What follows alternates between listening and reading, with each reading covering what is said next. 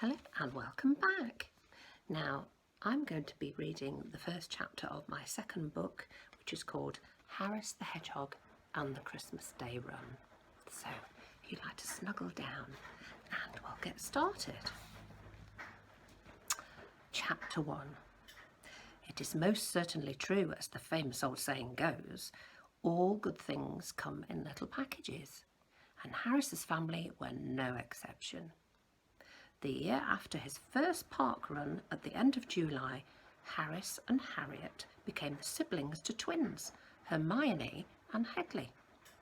Their mother and father were very proud parents and happy that their family was now complete.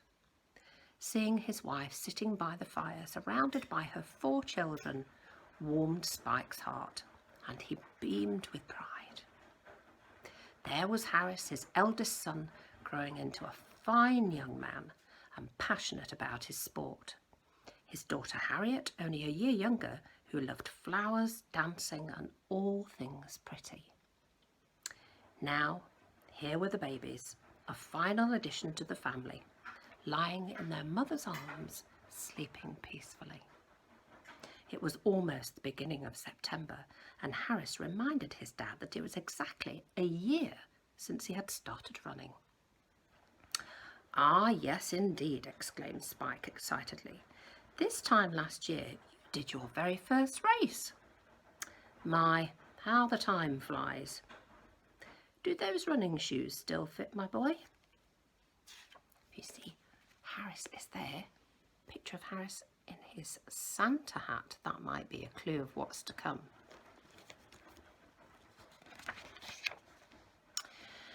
"Actually, Dad, they are getting a little bit tight and also rather worn." Harris showed his father the soles of his red running shoes and pulled a face. "Sorry," he added. Harris knew that his parents now had extra mouths to feed and winter was fast approaching. "Don't worry, lad," his dad reassured him. "It has been a bountiful summer and I know where the apples are plentiful to supply Mrs. Mouse's delicious pies." He gave Harris a reassuring wink, picking his teeth with one of his spines. "Gross," thought Harris, but he never said anything. Spike always said that parents were duty-bound to be an embarrassment to their children. It wasn't long, of course, before the entire family were heading off to Mont-the-Miche's shop one evening, laden with ripe fruit. "Morning, Mr. H, Mrs. H, smiled Mont-the-Miche as they entered the store.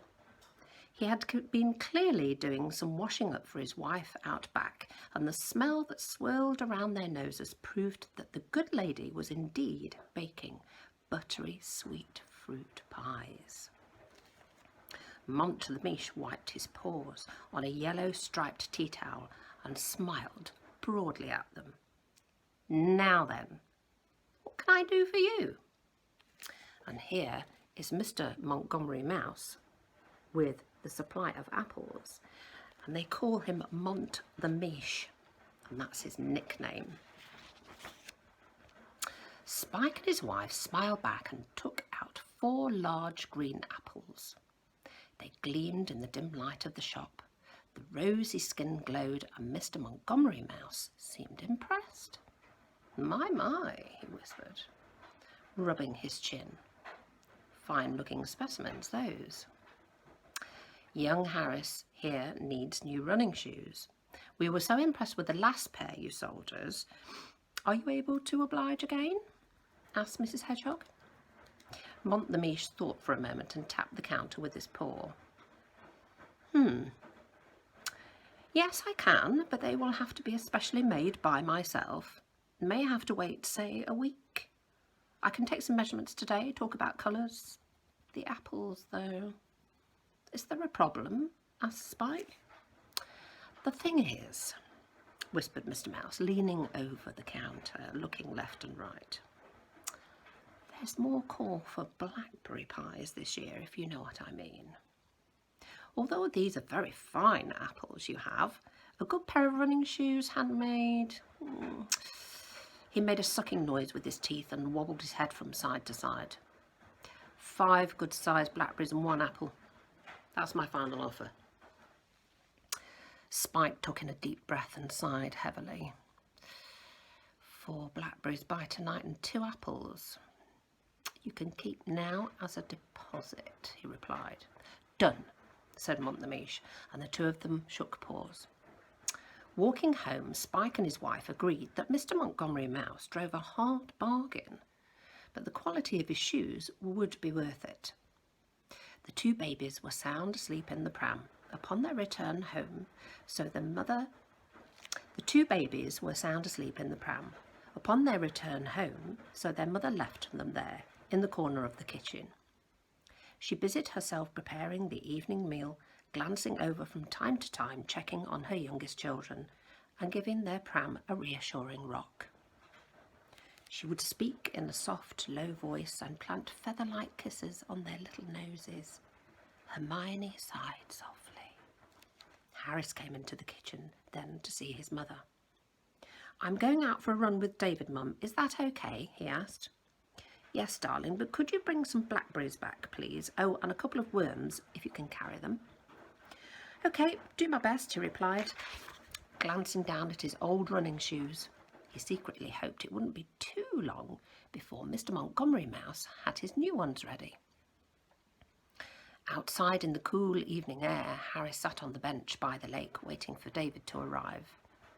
Swinging his legs to and fro, his little nose twitched. There was a smell of autumn for sure, when the leaves turned golden brown and crunched beneath his feet. It would soon be winter and time to hibernate. Hi, Harris, shouted David as he ran towards his friend. Hi, David, he replied excitedly.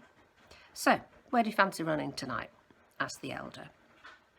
Don't mind, really, said Harris, still swinging his legs, but Mum asked me to bring some blackberries back and a couple of worms. Dad's playing bowls with Montemiche tonight. That's okay, I've got a bag here in my running belt. We can collect some food on the way round and I'll drop it off at your house when we've finished. You sure you don't mind? Asked the little hog. Not at all, said David. Winter will be on us in no time and food for you guys will be hard to come by. Thanks, beamed Harris. David smiled down at him and off they went. 2 unlikely friends who shared not only a love of their sport, but also a strong bond and affection for each other. Hello and welcome back, everybody. Now, for our next activity, you are going to need a piece of paper and some pens or paints or crayons or whatever you like to use to draw a picture, because you and I are going to draw a picture of Harris now. So go off and go and get your pens and paints and tissue paper, and you can use your hands, whatever you like, to create a picture of Harris. See you back in a minute. So welcome back. So here I am with my piece of paper and my pencil, and this is how I like to draw the pictures for the Harris books. So let's start. So normally I like to start with Harris's spines, because hedgehogs have spines, prickly spines. So I draw Harris's spines all the way right down to where his feet would be. Then I like to draw Harris's face, and he's got a little turned up nose like that, and Harris is always smiling. And then I draw one paw, and then come down to his tummy, down here, and then I draw Harris's little feet like that. One foot and another foot. Now, because Harris loves running so much, I'm going to draw some running shoes with laces on, and Harris loves red running shoes. So I'm going to give Harris an eye so he can see where he's running. His little nose, his little black nose, and I'm going to give him some whiskers and some little teeth. Hedgehogs have got quite sharp teeth. And then another paw there. And there he is, all ready to colour in. So I'm going to colour him in. Hello and welcome back. Now, have you finished your picture of Harris? Because I've finished mine and I'm going to show you. So here's my picture of Harris, and as you can see, I've coloured his spines in brown there, and I've given him some lovely little red running shoes. That's his favourite colour for running shoes. And although hedgehogs have got sharp spines on their backs to protect them, they've underneath got lovely soft furry tummies. So I've done his tummy in a nice light brown to show that he's got nice soft fur under his tummy, keep him warm in the winter time. So let's have a look at your pictures now. So if you can hold them up to the camera and show me. Fantastic, well done. Brilliant. Well done, everybody. So we're now on to our next activity. See you in a mo.